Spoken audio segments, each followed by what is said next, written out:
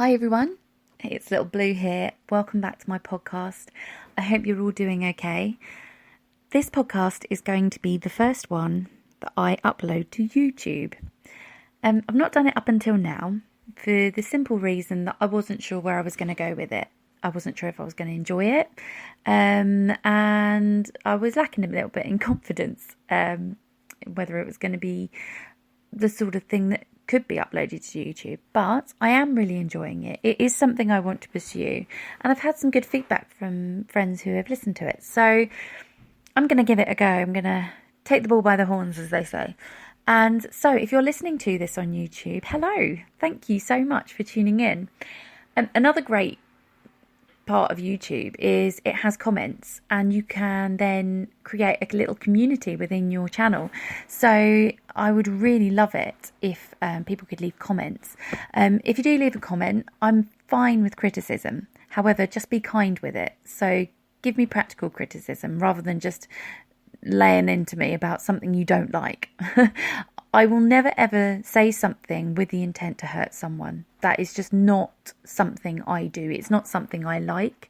It's something I spoke about in one of my other podcasts, is that I don't like people who deliberately go out to attack people on social media. So please, please, please, just be kind with your comments, and give me a thumbs up if you do like it, and subscribe. Follow me so you can get some notifications. I think there's like a little bell on YouTube that you need to tick on. So you subscribe and do the little bell and you can get notifications when I do post. At the moment, I have done daily posts. I don't know if I'm going to do daily posts all the time, but I'm really enjoying it. So I think at the moment I will just do it as I can think of content that is interesting and try not to bore you. What I wanted to talk about today was something in relation to mental health, and just something that I have taught myself, I guess. I'm not going to go into my own mental health journey. I just wanted to share something with you because I thought it may be helpful and it may be beneficial to someone that might be feeling in that place, that horrible place where you just feel giddy or feel worried or feel stressed and you just cannot focus. That's where I've just been, basically. A few months ago, I was told by my doctor that I had symptoms of PTSD. You don't really need to know the ins and outs of it. I had some bad experiences, and they've left me with this, unfortunately. But I sought help. I did go to a medical professional, and I would urge anybody that is feeling low and desperate, no matter, you don't have to be desperate. You don't have to be necessarily completely overwhelmed depression. You could just be having a dip that's just a small thing, just a blip. But you can always go to your GP. That is the wonderful thing about the NHS. You can always go to your GP and ask for help. If you don't feel like you can go to your GP, you can go to Citizens Advice, and they may be able to point you to an organisation or charity that can help you, because that is exactly what I did. I started off going to Citizens Advice and they said, talk to your GP, talk to this charity, here's an organisation. And all three of those suggestions I did do, and with all three of those organisations I have got so much help, and I have got myself back into the sunlight. I always feel like I'm sort of crawled into a cave and I can't get out and I just can't see my way. That's the sort of feeling I get when it all just gets too much for you. And I'm not ashamed to admit I have used a helpline, a 24-hour helpline. And if you are feeling like that, if you are feeling that you have no one to talk to, but you don't mind picking up the phone, although saying that, picking up the phone, it took me about 3 weeks to be able to do that and to ring them for the first time. But I have rung them a number of times now. And on one occasion, I rang them at 3 a.m. because it's a 24-hour service. And I was having what they call irrational thoughts about certain issue that was going on at the time. And I wanted some advice about it. And I rang them. And sometimes you can't get through straight away. You leave a message and they will ring you back.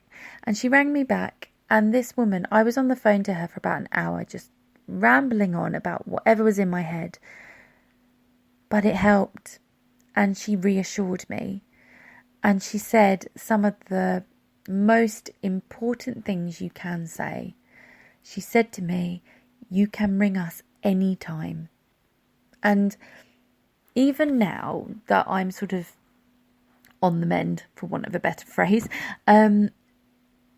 I have reassurance that if I am having a dip in that area and feeling anxious about that again, I've still got the number written on my notice board. I can just dial it into my phone. It's a free phone number, and most of these charities are free phone and 24-hour. And I can just talk to someone. I've got someone to talk to. I am never alone. And there are so many charities that are catered to so many situations. So if you are a young person and you don't feel safe in your own home, there are charities. I think it used to be called Childline or the NSPCC or people like that. They will have helplines. Some of them even have web chats. If you do not want to ring someone or you don't feel safe talking out loud, quite a lot of charities do have web chats now, and it is incredible.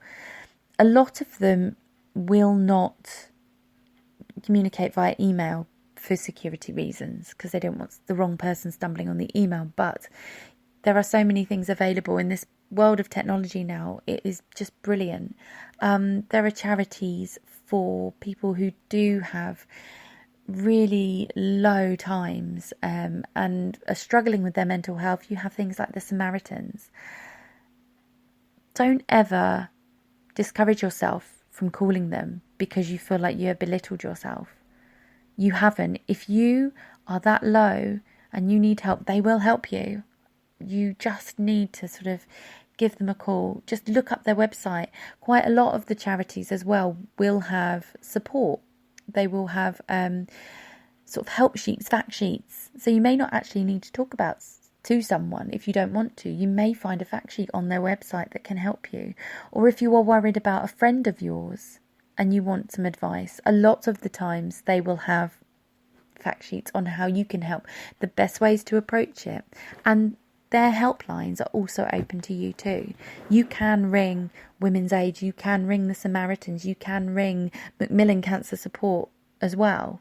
They are there for you too if you want to support a friend or a loved one who you feel is going through something, because it is difficult to start up that conversation with them.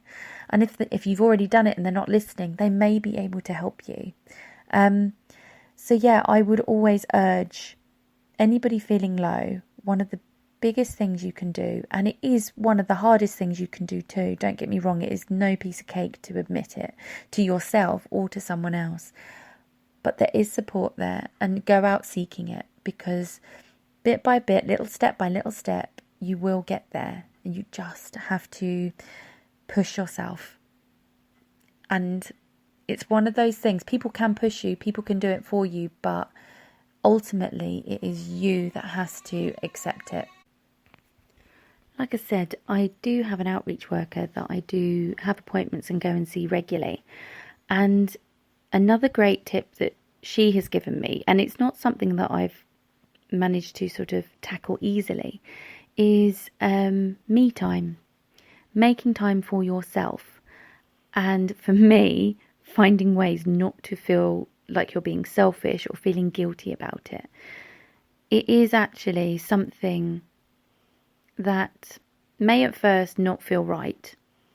But once you start doing it regularly and it becomes part of your routine, you do start to notice the benefits of it.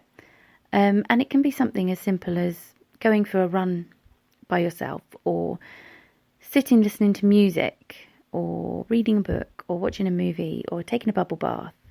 Just do something that you enjoy, that helps you shut off from all of the world, everybody else, every single person. So once the kids have gone to bed, if your partner has gone out, or just ask them to give you a couple of hours just to yourself. And you can do this daily. You can do it every night. You can do it every day. You could do it every couple of days, whenever you can. Just make sure you do get regular time to yourself. There is a company, and they've got a lovely Facebook page called Isabella and Us. And she really, really promotes me time. And her magazine, the Positive Wellbeing Zine for Mums, has actually been quite a influential part of my own journey. I've just received issue 5, and it is full of examples of how to look after yourself. And I can't wait to get cracking on it. I haven't actually managed to get time to sit down and read it yet, but it is something I'm hoping to do tonight. I've got a face pack that I still haven't used, and I'm thinking I might run a bubble bath, put my face pack on, and have a bit of a read in the bath later on today, and that will be my hour for me. But I really do go and check her out. She's on Instagram, she's on Facebook, and she will post regularly saying, how are you winning this week? Yes, she is catered to mums and parents, so it is sort of a little bit more specialised, but it does help. I'm a single mother, so I have really struggled in certain areas, especially where sort of bigging myself up as a mum. But every week she'll say, how are you winning this week? And it makes you think of the positive things. It makes you think of ways in which you are actually doing well. And when you're feeling quite low about yourself, that actually can just change your whole attitude for the rest of the day. So focusing on the positives is such a great thing. And if you are a mum, go and check her out, Isabella and Us, on Instagram and Facebook. She's really, really good.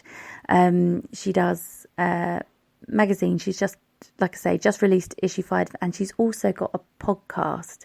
So go and check her out. She's on Spotify and the iPlayer app. So yeah, do it. Go and check her out. Really recommend her. But yes, so there are so many things you can do. Things as simple as talking to a friend can really help. And you're gonna go up and down and up and down. So one day you could feel euphoric, but then something happens and it can just bring you right back down to rock bottom and you start panicking again. That is not a failure. That is just you coping with it. So you just have to remember, stay calm and think it through. And bit by bit, little step by little step, you will get there. We all do get there. And there's so many things you just keep reminding yourself. You are not alone. There is support available, and just keep going. You can do it. I'm going to go now. You might have heard Baby Blue waking up just now. And so I think she's going to properly wake up soon. So I'm going to leave it there. I hope some of that advice helped. I hope maybe it can help and you can try some of the suggestions. They may not work for everyone, but it is worth a try. Because I know when you are feeling that low, you do feel a bit silly doing some of them. And it might not work straight away, but just keep at it, especially the me time. It's so important. Looking after yourself, looking after your health, looking after your surroundings. Like I always stop doing housework for some reason, but just getting that done today has really given me some positive self-motivation, which is fantastic. So anyway, I hope you're all having a great day. If you're not, I hope it gets better. Take care of yourselves and have a fantastic rest of the week.